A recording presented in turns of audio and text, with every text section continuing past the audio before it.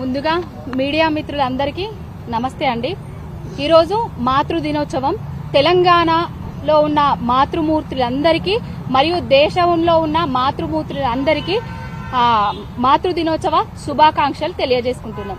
ఈరోజు తెలంగాణ గడ్డ మీద ఏదైతే కేంద్ర మంత్రిగా చెలామణి అవుతున్న, కేంద్ర హోంశాఖ సహాయ మంత్రిగా చెలామణి అవుతున్న, దేశం కోసం ధర్మం కోసం బేటీ బచావో బేటీ పడావో నారీ శక్తి జై భారత్ మాత అనేటోళ్ళ క్యాబినెట్ లో మినిస్టర్ గారి పుత్రుడు ఇవాళ ఏదైతే చేసిండో, ఒక అమ్మాయిని మాయ మాటలు చెప్పి ఆమెను బలాత్కారం చేసి ఆత్మహత్యకు చేసుకునే విధంగా ప్రోద్బలించి ఆమెకు మెసేజ్లు పెట్టి ఆమెను అన్ని రకాలుగా శారీరకంగా మానసికంగా ఇబ్బంది పెట్టి వాళ్ళ కుటుంబాన్ని కూడా ఇబ్బంది పెడుతూ ఏదైతే రాజకీయాలు చేస్తున్నాడో ఈ కేంద్ర మంత్రి, ఈ బండి సంజయ్, ఈ కేంద్ర మంత్రికి తొత్రుగా ఉన్న ఈ రాష్ట్ర ముఖ్యమంత్రి హోంశాఖ మంత్రి అయినటువంటి రేవంత్ రెడ్డి గారికి ఒకటే అడుగుతున్నా. అన్న, రేవంత్ అన్నను అంటివి, మహిళలను కోటీశ్వర్లను చేస్తా అంటివి, మహిళల మీద అఘాయిత్యాలు జరుగుతున్నాయి, మైనర్ బాలికను పాడు చేసిండ్రన్నా, నీ అన్న కొడుకన్నా ఆయన మీద ఎలాంటి చర్యలు తీసుకుంటున్నారన్నా? 3 నెలల నుంచి ఆ తల్లిదండ్రులు పోలీస్ స్టేషన్ల చుట్టూ తిరిగినా కూడా కేసు బుక్ చేయలేదు. నిన్నటికి నిన్న కరీంనగర్ లో హైడ్రామాలు చేసి అక్కడేదో హనీ ట్రాప్ కేసు పెట్టి ఆ అమ్మాయి మీదనే, నన్ను బలత్కరించిండు అనేసి చెప్పిన అమ్మాయి మీదనే హనీ ట్రాప్ కేసు పెట్టిర్రు.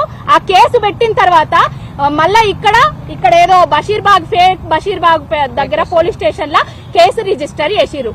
24 ఏండ్ల పోరడు 17 ఏండ్ల అమ్మాయిని మాయమాటలు చెప్పి నమ్మించి మోసం చేసి ఆమెను నానా విధాలుగా చిత్రహింసలు చేస్తే ఫోక్సో చట్టం కింద బడా కేసులు పెట్టాల్సినోన్ని చిన్నగా స్టేషన్ బెయిల్ కేసులు పెట్టి ఆయనను కేంద్ర మంత్రి కొడుకు కాబట్టి అన్ని రాజకీయ పార్టీలు, ఏదైతే కేంద్రంలో ఉన్న బీజేపీ పార్టీ, రాష్ట్రంలో ఉన్న కాంగ్రెస్ పార్టీ ఆయనను ఏదో ఇరికించకుండా చేస్తున్నారు.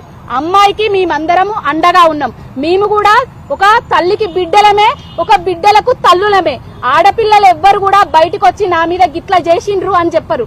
చెప్తున్నారంటేనే అర్థం చేసుకోండి.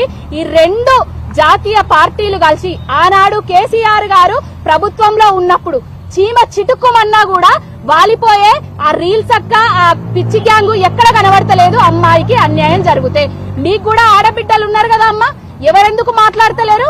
ఎందుకు నోట్లో బెల్లం గడ్డలు పెట్టుకొని ఇట్లా కూర్చున్నారా? మనకు జరిగితే ఒక లెక్క, పక్కోళ్లకు జరిగితే ఒక లెక్కనా? న్యాయ వ్యవస్థలు ఎవరికైనా భారతదేశంలో ఒకటే లెక్క ఉండాలి. అది కేంద్ర మంత్రి అయినా లేకపోతే ఆటో డ్రైవర్ కొడుకు అయినా కూడా చట్ట ప్రకారంగా ఆయన మీద కేసులు బుక్ చేయాలి. కేంద్ర మంత్రి కొడుకు మీద కేసులు బుక్ చేయాలి, జీవిత ఖైదు విధించాలి, అమ్మాయికి న్యాయం జరగాలి. ఈ పోలీసు వాళ్ళందరూ ఆ అమ్మాయి కుటుంబానికి రక్షణ కల్పించాలి. ఆ అమ్మాయికి రక్షణ జరిగే వరకు, న్యాయం జరిగే వరకు మేము ఆ అమ్మాయి తరపున పోరాడుతూనే ఉంటాం.